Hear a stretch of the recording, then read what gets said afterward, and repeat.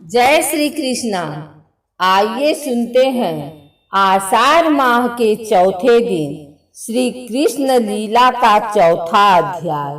माघ मास एकम तिथि नंद और यशोदा को सपने में कृष्ण का दर्शन हुआ और उस दिन यशोदा ने नंद बाबा के द्वारा गर्भ धारण किया।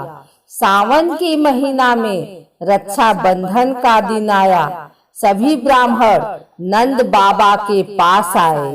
नंद बाबा ने सबके हाथों में मोली बांधी और सबको दक्षिणा दी। फिर वही आशीर्वाद दिया, ब्रजराज धनवान भव, आयुष्मान भव, पुत्रवान भव। नंद बाबा को हंसी आ गई और बोले, आपके आशीर्वाद फलने तो लगा है, लेकिन पुत्रवान की जगह पुत्रीवान हो गई, तब क्या करोगे? ब्राह्मण बोले कि हम ऐसे वैसे ब्राह्मण नहीं हैं, कर्मनिष्ठ हैं और धर्मनिष्ठ हैं। यदि आपके यहाँ लड़की भी हो गई तो उसे लड़का बनाकर दिखा देंगे। तुम रक्षा मोली बांध दो। जब जाने लगे ब्राह्मण तो नंद बाबा बोले कि आप ये बता दीजिए कि अभी कितना समय बाकी है। सभी ब्राह्मण एक साथ बोले कि आज से ठीक 8वें दिन रोहिणी नक्षत्र के तीसरे चरण में आपके यहाँ लाला का जन्म हो जाएगा। ब्राह्मण आशीर्वाद देकर चले गए। नंद बाबा ने 8 दिन पहले ही तैयारी कर दी। सारे गोकुल को दुल्हन की तरह सजा दिया गया। वो समय भी आ गया। रात्रि के 8 बज गए। घर के नौकर चाकर सब नंद बाबा के पास आए और बोले, बाबा नाम तो आज का ही लिया है ना, हमें नींद आ रही है। 8 दिन से सेवा में लगे हैं, आप कहो तो सो जाएं।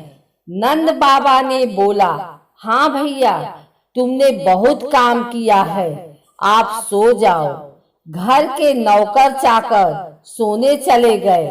2 घंटे का समय और बीता। नंद बाबा की 2 बहन थी, नंदा और सुनंदा। नंद बाबा ने सुनंदा से कहा, बहन रात के 10 बज रहे हैं, मुझे नींद आ रही है, तू कहे तो थोड़ी देर के लिए मैं भी सो जाऊं। सुनंदा बोली कि हाँ भैया, तुम भी सो जाओ, मैं भाभी के पास हूँ। जब लाला का जन्म होगा तो आपको बता दूंगी। नंद बाबा भी सो गए। रात के 11 बजे सुनंदा को भी नींद आ गई। यशोदा के पास जाकर बोली, भाभी नाम तो आज का ही लिया है ना, कि आज ही जन्म होगा। अगर आप कहो तो थोड़ी देर के लिए मैं भी सो जाऊं, बहुत थकी हुई हूँ। लाला की बुआ सुनंदा भी 11 बजे सो गई। सब लोग क्यों सो रहे हैं? भगवान के जन्म के समय, क्योंकि पहले आ रही हैं योग माया। माया का काम है सुलाना, लेकिन जब भगवान आते हैं तो माया वहां से चली जाती हैं और सबको जगा देते हैं। जब 12 बजे का समय हुआ तो लाला की मैया भी सो गई। उसी समय वसुदेव जी आए और लड़की देवी को लेकर चले गए और लाला कृष्ण को यशोदा के बगल में लिटा दिया। भगवान माँ के पलंग पर सोए हुए हैं, लेकिन जहाँ से आवाज आती है वहीं से खर्राटे की आवाज आ रही है। माँ सो रही है, पिता सो रहे हैं, बुआ सो रही हैं, घर के नौकर चाकर सभी सो रहे हैं। कितने भोले हैं ब्रजवासी, इनको ये नहीं पता कि मैं पैदा हो गया हूँ। उठकर नाचे गाएं। क्या मैं मैया से कह दूं कि मैया मैं पैदा हो गया हूँ, तू जग जा? भगवान बोले, नहीं नहीं, यहाँ बोला तो माँ डर जाएगी। अब क्या करूं?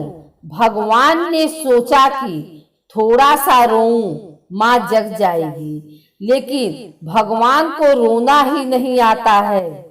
फिर भी भगवान ने एक्टिंग की है रोने की, लेकिन संसार के बालक की तरह नहीं रोए। भगवान जब रोने लगे तो ओम की ध्वनि निकल गई। कृष्ण बंदे जगत गुरु। सबसे पहले लाला की बुआ आई। अरे बहन सुनंदा, बधाई हो बधाई, लाला का जन्म भयो। दौड़कर नंद बाबा के पास गई है और बोली कि लाला का जन्म हो गया है। नंद बाबा के घर श्री कृष्ण जी प्रकट हुए हैं और नंदोत्सव मनाया गया है। सभी नंदोत्सव मना रहे हैं। उत्सव का अर्थ होता है उत्साह, खुशी। सारे गोकुल में ही नहीं, सारे ब्रज में उत्सव मनाया जा रहा है। सभी को लग रहा है कि हमारे ही घर कृष्ण ने जन्म लिया है, क्योंकि जब तक परमात्मा को अपना नहीं मानोगे आपको आनंद नहीं आएगा। वो आनंद ही कृष्ण है। तभी तो नंदोत्सव कहा गया है। नंद बाबा ने उन्हीं ब्राह्मणों को बुलवाया जिनकी कृपा से ये दिन देखने को मिला। जात कर्म करवाए गए, 7 तिल के पर्वतों का दान किया और 2 लाख गौओं का भी दान किया। नंद बाबा ने सभी को दान दिया है और खूब लुटाया है। ऐसा लग रहा है जैसे लक्ष्मी ब्रज में लौट लगा रही हैं। नंद बाबा ने जिसने जिस वस्तु की कामना की है उसी के अनुसार लुटाया है। किसी ने हाथी की सवारी मांगी है, किसी ने गैया मांगी है। यह कथा मैंने गुरुदेव के मुख से सुनी है। आनंद लीजिए बस। एक ब्राह्मण नंद बाबा के पास आए और उस बाबा को बधाई दी। ब्रजराज बधाई हो बधाई हो। नंद बाबा ने ब्राह्मण को प्रणाम किया है और कहा, क्या चाहिए ब्राह्मण देव। उसने गौ की याचना की है। नंद बाबा ने उसे गौ प्रदान की है। ब्राह्मण गौ लेकर अपने घर आ गया। घर के आंगन में गौ बांधी। ब्राह्मण ने सोचा, आज तो नंद बाबा को होश नहीं है कि कौन कितनी बार दान लेकर जा रहा है। वो तो लुटाए जा रहे हैं। बस क्यों ना एक गौ और ले लूं। दोबारा पहुंच गए नंद बाबा के घर और कहा, ब्रजराज बधाई हो। बाबा बोले, क्या चाहिए महाराज। बोले कि एक गौ दे दो। हाँ हाँ क्यों नहीं, ले जाओ। एक गौ और दान दे दी। उन्हें याद नहीं है कौन कितनी बार क्या लेके जा रहा है। भैया, जिसको बाके बिहारी मिल गए उसे दुनिया की कोई बात याद ही नहीं रहती है। ब्राह्मण गौ लेकर घर गए और वो भी बात दी। फिर पहुंच गए नंद बाबा के घर। बस लाए जा रहे हैं और नंद बाबा भी दिए जा रहे हैं। ब्राह्मण का पूरा आंगन गायों से भर गया। अभी भी नहीं रुके और गौ लेकर आ गए। ब्राह्मणी बोली, अब यहाँ कहाँ बांधोगे।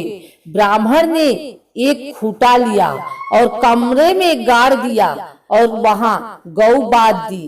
देखते ही देखते ब्राह्मण के सारे कमरे भी गौ से भर गए।